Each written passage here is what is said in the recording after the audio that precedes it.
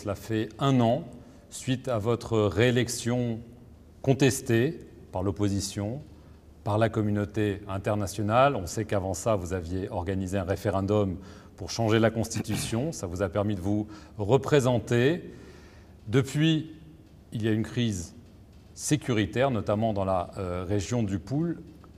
Est-ce que vous pouvez nous dire si aujourd'hui, vous pensez que le Congo va sortir de cette crise post-électorale ? Vous parlez de crise post-électorale. C'est le moment de dire qu'au Congo, il n'y a pas de crise post-électorale.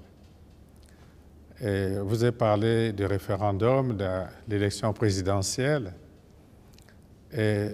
Toutes ces élections se sont déroulées dans le calme total, sans incident majeur. Pas dans la transparence, d'après beaucoup de gens, dans l'opposition, d'après les observateurs. C'est pour ça qu'il y a toute cette tension. Sans incident majeur.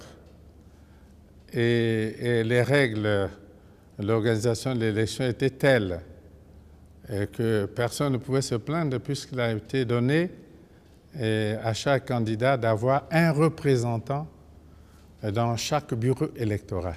Chaque candidat devait avoir un représentant dans chaque bureau électoral. Donc vous niez les accusations de fraude, de scrutin? Je n'ai pas besoin de les nier, je donne les faits. Depuis, Monsieur le Président, il y a quand même un gros problème sécuritaire dans la région du Pool. On parle de plusieurs dizaines de milliers de personnes qui sont déplacées. Personne ne peut vraiment s'y rendre à part les forces de sécurité. Les organisations des droits de l'homme craignent qu'il y a de nombreux abus des droits de l'homme de la part des forces de sécurité. D'un autre côté, on sait qu'il y a les forces du pasteur Ntoumi. Est-ce que vous pouvez nous dire aujourd'hui quelle est la situation sécuritaire dans cette région si volatile? Bon, il faut d'abord dire qu'il n'y a pas de crise politique ni de crise post-électorale dans le Pool. Que dites-vous à propos des critiques sur les exactions des forces de sécurité? On a vu un rapport récent du département d'État américain qui parle d'assassinats, de torture, dans le Pool notamment, en raison de ces opérations.